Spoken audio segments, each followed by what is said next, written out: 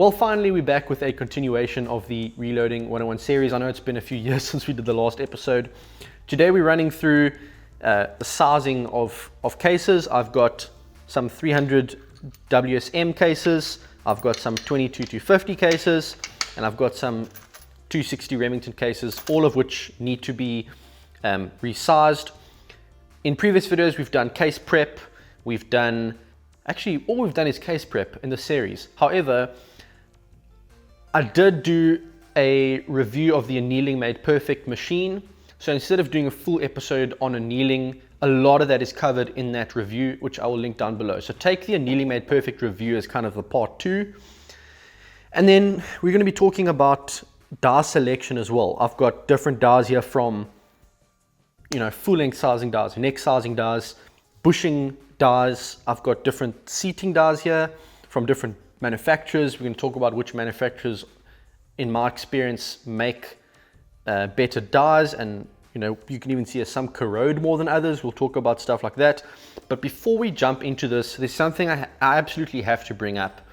And I know for my overseas viewers this may not be relevant to you, but in South Africa there's a law that's being drafted. It's a proposed amendment to the Firearms Control Act, and they are clamping down on firearms in South Africa. The proposed Firearms Control Act amendment includes things like they want to make reloading a criminal offense. In other words, I will not be able to continue with the series if that bill goes through, and I basically have to sell my guns, because trying to find factory ammo for a 260 Remington, forget it. Way too expensive, way too hard to find. I might as well throw that gun away. 300 WSM, same thing, hard to find, really expensive. I don't know if I can keep that gun if they pass that. They want to make it impossible to use self-defense as a motivation for owning a firearm, which to me is ridiculous. In such a dangerous country, we have to own firearms, otherwise we get walked over by criminals.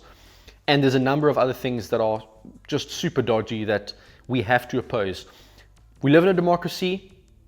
We get to write our comments and propose changes and say we're unhappy with these things before these laws are drafted as law, and we have to make use of that opportunity. If we don't, then we can't complain about the laws. We have to oppose these things. So down in the video description, I'll put some links to maybe an email address you can email directly to write letters to oppose this law, petitions you can sign. If you're not South African, obviously this has nothing to do with you. I'm sure you can have your say as well, but bottom line is this is a big problem, and it's going to be really difficult for me to even do any more videos with firearms if this law is passed. So it's something we need to stand up against. So I have in front of me here all these cases that need to be sized. I've done the case prep, I've done the annealing. You won't see that in this video, but we now need to size these cases. And I've got these 4 sizing dies here and these 3 seating dies, but we're only going to talk about the sizing dies at this time. And all of these are a little bit different. So before we actually do the physical sizing, let's talk about choosing a sizing die and what choices you have and what the difference is between the different dies. So from left to right, this is an exact sizing die. This is by far the most complicated and expensive die I have here. This one, it's a full length sizing die, but it's custom made for my chamber, and it's headspace adjustable, which means this is click adjustable for 0.5 of an inch at a time for headspace. It's got a bushing inside. I've got a whole bushing set with this, so I can choose the exact diameter I want to size the neck. It's got spacers, so I can adjust how much of the neck I want to size. It's got a separation system, which basically allows me to size the body of the case first and then size the neck separately, which helps with concentricity, and it puts stress on the right parts of the case at the right time of sizing. So this is ultra expensive, and you can even tell by how shiny it is. It's been in the same conditions as these other dies, and yet it has not corroded like the other ones have. So this, even the steel that they've made this out of, is way ahead of anything that these are made out of. But this is kind of something you would only really want to consider if you seriously into your shooting. And to be honest, I've had great results with these other dies as well. So This is an awesome die, probably the best die on earth for sizing cases. I've done a whole review of this die if you want to look in the video description below. But if you're just getting into reloading, you might want to consider one of these other dies. This is what I use for my 22-250. It's a Foster full-length sizing die for the 22-250 Remington. I really like this die. Out of all the dies I have here, this one is the easiest to use. I think it's got the best lock ring design. I think it sizes the case more concentrically than any of these other dies here, aside from the exact die. And essentially what a full-length die does is it sizes your cases from the neck all the way down to the head, and it sizes them smaller than your chamber. So full-length sizing die, if you are doing hunting, let's say you get a bit of dirt in your chamber, or you get a bit of dirt in, or like a piece of grass or something, with a full-length die you have a bit of wiggle room. So when you close that bolt, it's going to close really easily, and you don't have to worry about your cases getting stuck. If you're shooting PRS competitions and you want your cases to cycle easily, this might also be the best option. The other option is a neck sizing die. So this is a neck sizing die made by Redding, which I originally used on my 260 Remington. And essentially what a neck sizing die does, it basically only sizes the neck of your case. So it allows the rest of your case to fire form to your chamber dimension. So it's a very tight fit. The advantage of this is that because of that tight fit, your case is not going to move around once it's inside. So if you can neck size and do it concentrically, so your neck is, if you put it on a concentricity gauge, there's no run out, then it can work extremely well. However, the downside of neck sizing is that your case can feel very tight when you close the bolt.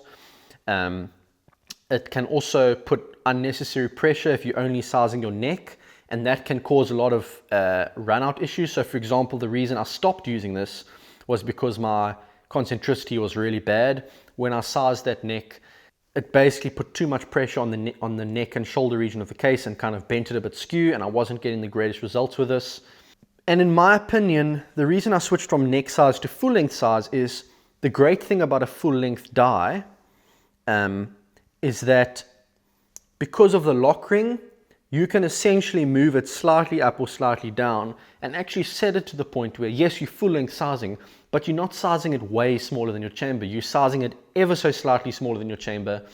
So you get a fairly tight fit, but you still get a smooth cycle when you're closing your bolt and opening your bolt and ejecting your case.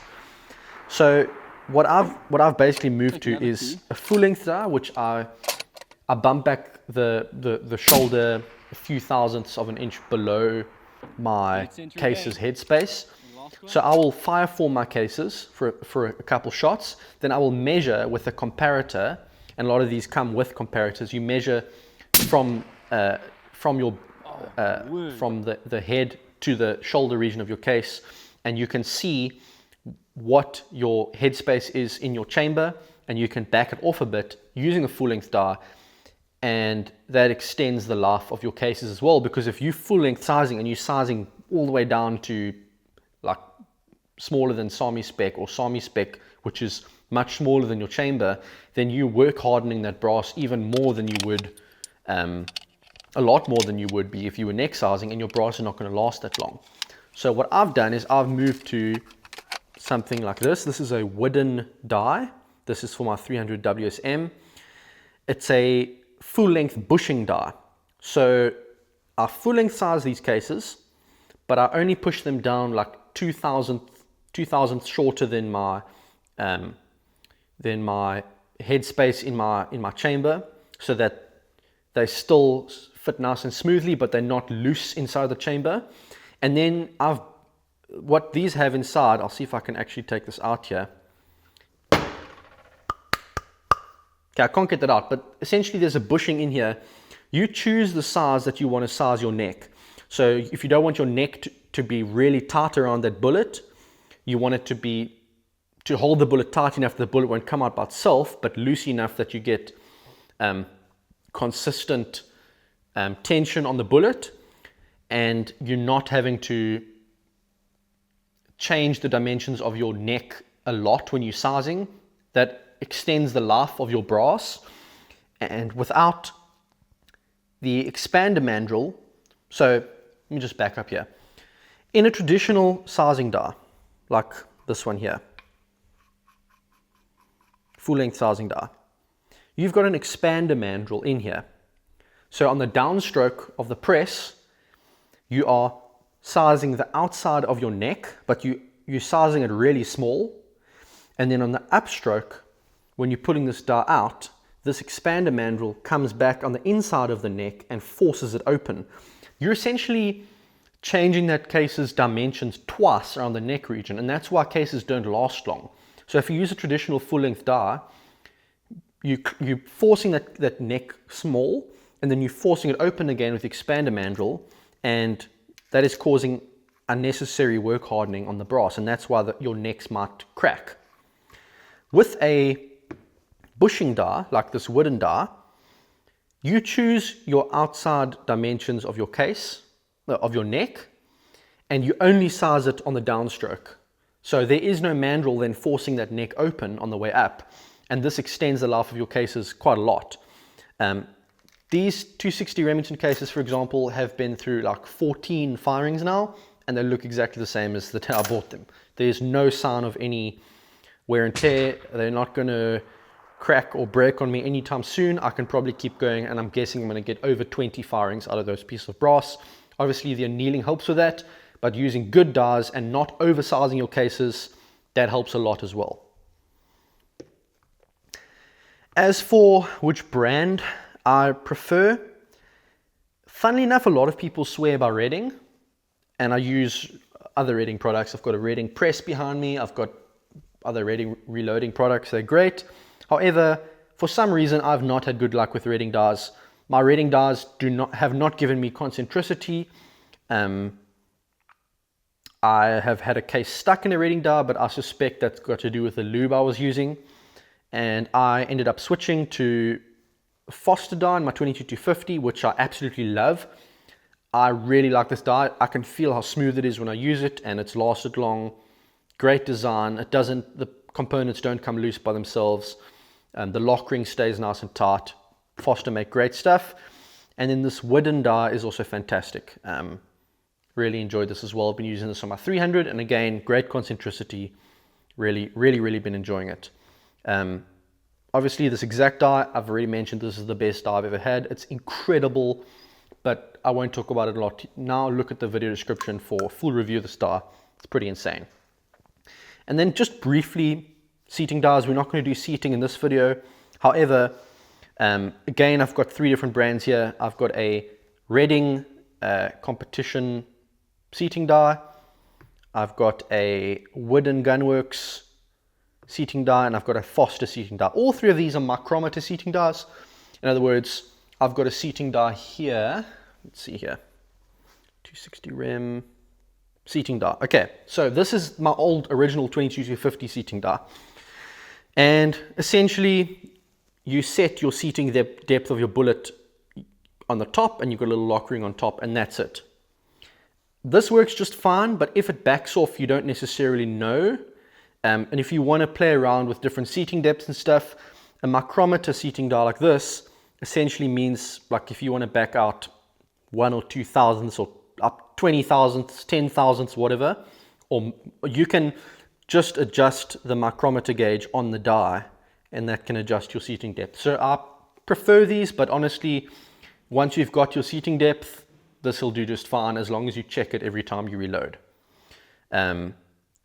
Different brands of seating dies, honestly, these all do basically the same job. What I like about Wooden is that Wooden has brilliant customer service, and I was able to contact Wooden. I was having an issue with the ELDXs in my 300, the seating stem wasn't engaging the bullets very well. It was damaging the bullets. Contacted Wooden. They asked me what bullets am I using, and they actually custom made a seating stem for me for the exact bullet I had, so that it had a perfect grip on that bullet and it could seat it perfectly. So really impressed with Wooden, but as I said, all of these will do pretty much the same job. So without further ado, we've discussed die selection. I'm going to take this exact die and I'm going to do some sizing on my 260 Remington cases. So let's move over to the reloading press and let's size a few cases, and I'll give you some input on what I do to ensure that the sizing process goes smoothly and how to check afterwards that everything you've done is correct. So here's the plan. We've got the exact sizing die fitted in the Sudami X-Ring press, which is a great press. I've got everything I need here for the reloading die. You can see here the different bushings, all the way from 0.290 to 0.2905, 0.291, 0.2915, and I believe the one I have in here is 0.292. What I've done is I've set the die up beforehand. You will see that in my review of this exact die where I go through that entire process. But essentially I've got a headspace gauge and I take a case and I fit the headspace gauge and I use a set of calipers to measure from the head to the top of this comparator on a fire-formed case that's been fired a few times in my chamber. So essentially the case is the same size as my chamber. I'll measure that, and then what I'll do is you can adjust this die one click at a time until it pushes the shoulder back ever so slightly smaller than your headspace. And that allows, when you close the bolt and you seat this round in your chamber, it is butter smooth. It is fantastically smooth, but it's tight enough that it's not going to wheel around. So this die set's fantastic for that. Before we go ahead and start sizing, you need to lubricate your cases. And if you are neck sizing only, then you can get away with lubricating only the neck. Some people use like a carbon or graphite powder, dip the neck in, and that lubricates the neck like a dry lube. When you're full length sizing like this, you obviously need to size the entire case. Some people use like a spray-on lubricant. I found that sometimes the spray cans run out of lubricant, but they still have like a gas, so you think you're lubricating the case and actually you're not. And I've actually had cases get badly stuck in dies. So I really like a wax like this. This is Hornady one-shot case sizing wax. If you're in South Africa, you can get the G&G vomiting wax, which also works great. I think Redding also makes wax. So what we're going to do is we're going to take a little bit of the sizing wax like that on the finger, and we're going to just size the case. You don't need a lot at all. It's one of the things I like about this. This stuff's lasted me for thousands of cases. If you were using a sort of more traditional sizing die with an expander mandrel that goes inside, you'd probably want to get a Q-tip or an earbud and just rub a little bit of lube inside of the neck. Otherwise, that mandrel can have a lot of friction in here and pull and actually skew the neck or damage it, and that's where you lose your concentricity. But because this die is a bushing die and doesn't have a mandrel inside, we only need to put a little bit on the outside. So that goes in there. This die sizes in two processes. So the first process sizes the body, then you remove your process isolation tool, and there's your neck done. And there you go. That's my sizing of my first 260 Remington case done, and I can do all the rest. With all your cases sized, there's a few things you'll need to do. The first is to get the lube off your cases. You don't want your cases to be lubricated when they're in your chamber. I guess firstly, they can collect dust and stuff if they're sticky and you've got them rolling around in a bag or something. But secondly, if they're lubed and they're in your chamber and you take a shot and they don't stick to your chamber wall, that can give you false pressure sounds on the back as your chamber's forced back into your bolt face. It's just something you don't want to do. So I like to just put these back in the ultrasonic cleaner for a quick cycle with a bit of cleaning solution to get that lube off. I guess there's a number of ways you could do that, but I like to put in the ultrasonic cleaner. The other thing I like to do is, you should actually do this early on while you're doing your sizing process, but to take that headspace gauge and just make sure when you measure it that you have your sizing correct.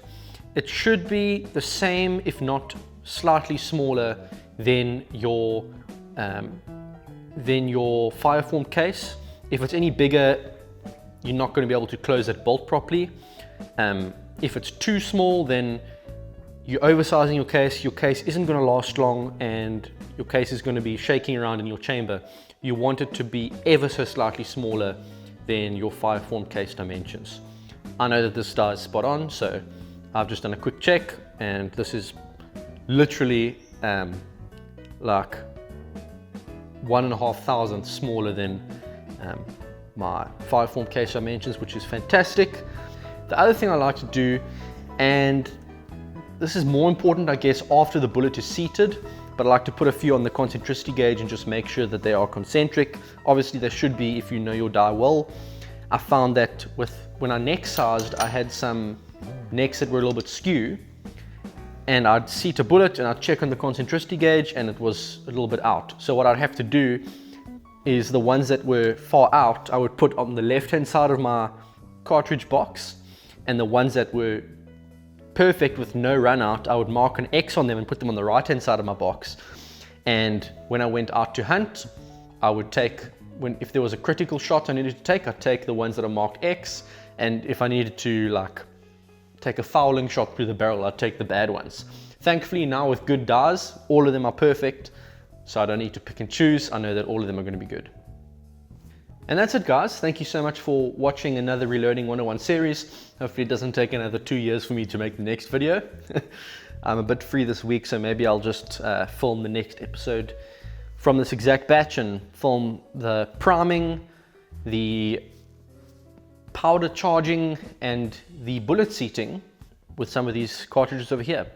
Please remember to write a letter to oppose the proposed changes to the Firearms Control Act in South Africa. We need to stand up and fight back when people try to make these ridiculous drastic changes. And until then, I'll see you next time. Thanks for watching.